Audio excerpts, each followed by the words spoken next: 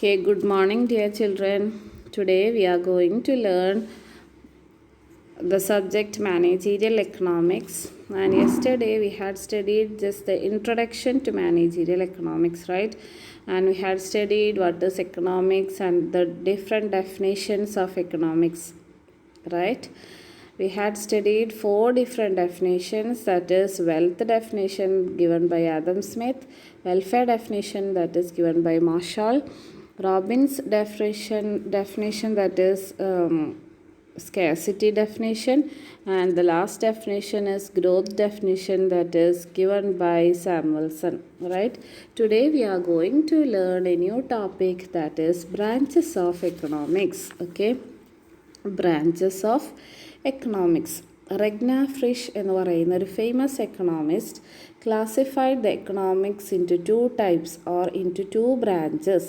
Okay, these 2 branches or these 2 types of economics are microeconomics and macroeconomics. Okay, what are the 2 types? Microeconomics and macroeconomics. Okay, then what is macroeconomics and microeconomics? Okay, we can study in detail.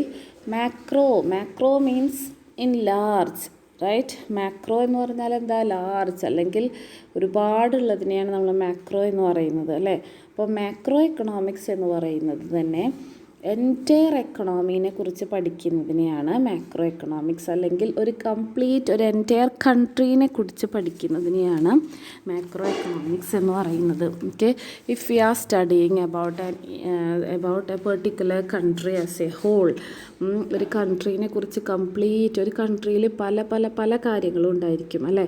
അപ്പോൾ ഈ ഒരു കൺട്രീനെ എടുത്തിട്ട് അത് complete ആ കൺട്രീനെ whole നമ്മൾ പഠിക്കുന്നതിനെയാണ് macro economics എന്ന് പറയുന്നത്.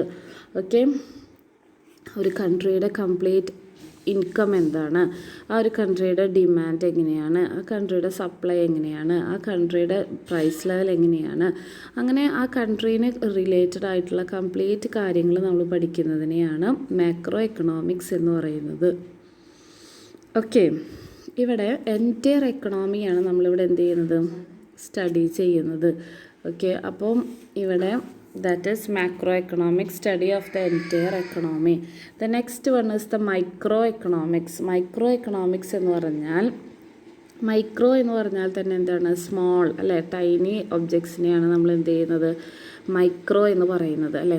ഇപ്പോൾ മൈക്രോ എക്കണോമിക്സ് എന്ന് പറഞ്ഞാൽ microscopic study of the economy എന്ന് വെച്ചാൽ ഒരു മൈക്രോസ്കോപ്പിലൂടെ നമ്മൾ നോക്കുകയാണെന്നുണ്ടെങ്കിൽ ഒരു ടൈനി ഒബ്ജക്ട്സ്, നമ്മുടെ കണ്ണിൽ കാണാത്തൊരു ഒബ്ജക്ട്സ് ആണെങ്കിൽ പോലും മൈക്രോസ്കോപ്പിലൂടെ അത് ബിഗ്ഗായിട്ട് നമുക്ക് വ്യൂ ചെയ്യാനായിട്ട് സാധിക്കും, അല്ലേ? അതേപോലെ തന്നെ ഒരു കൺട്രിയുടെ ഉള്ളിലുള്ള ഒരു പെർട്ടിക്കുലർ കാര്യത്തിനെക്കുറിച്ച് അല്ലെങ്കിൽ ഒരു ഇൻഡിവിജ്വൽ യൂണിറ്റിനെ കുറിച്ചാണ് നമ്മളിവിടെ പഠിക്കുന്നത്.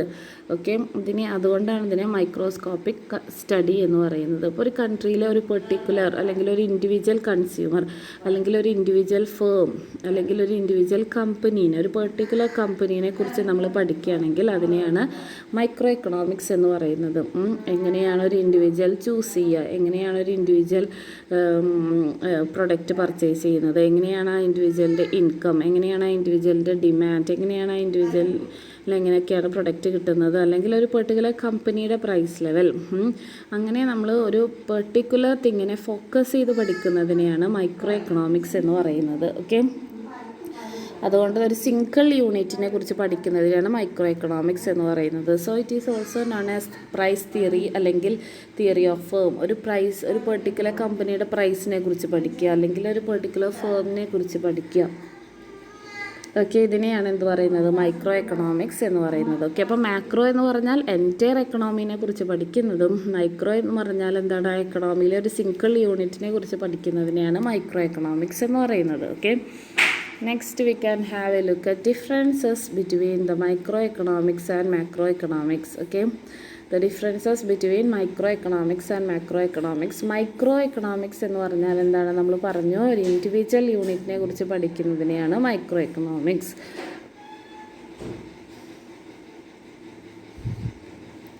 മാക്രോ എക്കണോമിക്സ് എന്ന് പറഞ്ഞാൽ ടോട്ടൽ യൂണിറ്റ്സ്, ആ കൺട്രിയിലെ കംപ്ലീറ്റ് കാര്യങ്ങളെ കുറിച്ച് പഠിക്കുന്നതിനാണ് macro economics. Aggregate എന്ന് പറഞ്ഞാൽ എന്താ, in total. Okay, then second differences is it deals with the determination of price and output in the individual market.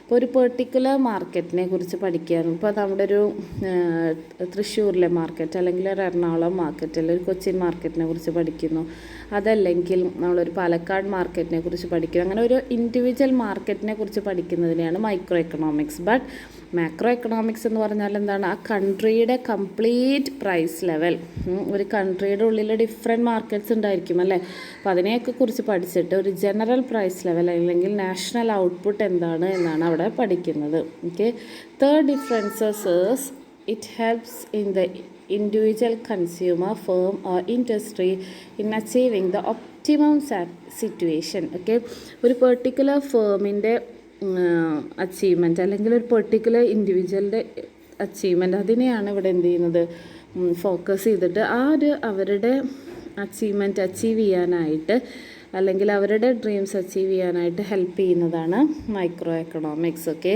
But macro എന്ന് പറഞ്ഞാൽ എങ്ങനെയാണ്, എൻറ്റയർ എക്കണോമിയുടെ ടാർഗറ്റ് എന്താണ്, എൻറ്റയർ എക്കണോമിയുടെ ഗോൾ എന്താണ്, ആ എൻറ്റയർ എക്കണോമി അല്ലെങ്കിൽ ആ എൻറ്റയർ കൺട്രിയുടെ ഗോൾ അച്ചീവ് ചെയ്യാനായിട്ടാണ് ഇവിടെ മാക്രോ എക്കണോമിക്സ് ഹെൽപ്പ് ചെയ്യുന്നത്. Okay, the next differences micro economics focuses on the price, ഒരു പെർട്ടിക്കുലർ കമ്പനിയുടെ പ്രൈസിനെ ഫോക്കസ് ചെയ്യുന്നു. ബട്ട് മാക്രോ എക്കണോമിക്സ് എന്ന് പറഞ്ഞാൽ എന്താണ്, ആ പ്രൈസിനെ അല്ല ഫോക്കസ് ചെയ്യുന്നത്, മറിച്ച് ആ കംപ്ലീറ്റ് കൺട്രിയുടെ ഇൻകത്തിനെ ബേസ് ചെയ്തിട്ടാണ് പ്രൈസ് അവർ ഫിക്സ് ചെയ്യുന്നത്. സോ കംപ്ലീറ്റ് ഇൻകത്തിനെയാണ് അവർ ഫോക്കസ് ചെയ്യുന്നത്. Okay, the next differences it is an important policy, it is not at all important.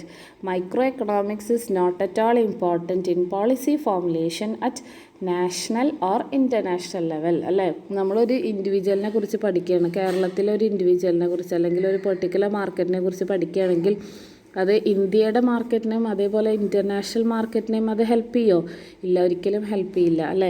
അപ്പോൾ മൈക്രോ എക്കണോമിക്സ് എന്ന് പറയുന്നത് it is not at all important in policy formulation at national or international level.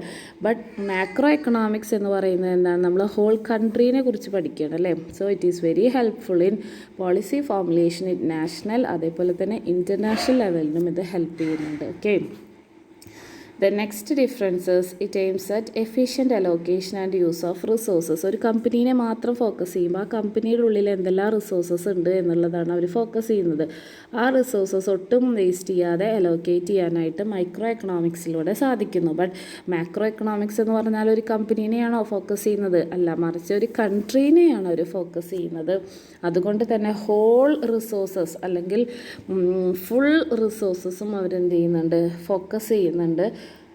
അതുകൊണ്ട് തന്നെ ഇവിടെ efficient allocation എന്ന് പറയാനായിട്ട് പറ്റില്ല, കാരണം കംപ്ലീറ്റ് ഹോൾ എന്ന് പറയുമ്പോൾ വെരി ബിഗ് റിസോഴ്സസാണ് നമ്മളിവിടെ ഫോക്കസ് ചെയ്യുന്നത്. സോ എല്ലാ റിസോഴ്സസും മാക്സിമം യൂട്ടിലൈസ് ചെയ്യണം എന്നുള്ളൊരു എയിമാണ് അവർ മാക്രോ എക്കണോമിക്സിൽ വയ്ക്കുന്നത്. Okay, the next differences it is comparatively much easy അല്ലേ. മൈക്രോ എക്കണോമിക്സ് എന്ന് പറയുന്നത് വെരി ഈസിയാണ്, കാരണം we are studying about an individual unit അല്ലെ. ഒരു സിംഗിൾ യൂണിറ്റിനെ കുറിച്ച് പഠിക്കുന്നതാണോ, അതെല്ലാം ഒരുപാട് ഹൺഡ്രഡ്സ് ഓഫ് യൂണിറ്റ്സിനെ കുറിച്ച് പഠിക്കുന്നതാണോ എളുപ്പം?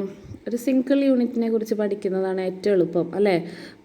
അപ്പം മൈക്രോ എക്കണോമിക്സ് എന്ന് പറയുന്നത് it is much easier, but in case of macro economics it is very complicated. So because we are studying a vast topic അല്ലെങ്കിൽ ഒരു വൈഡ് ടോപ്പിക്കാണ് നമ്മളിവിടെ സ്റ്റഡി ചെയ്യുന്നത്. So it is very much complicated as compared to micro economics. Okay, so these are the today's topic, the branches of economics, that is microeconomics and macroeconomics, and the differences between microeconomics and macroeconomics. Okay, you all have to write down the notes and study the topics in detail. Okay, thank you.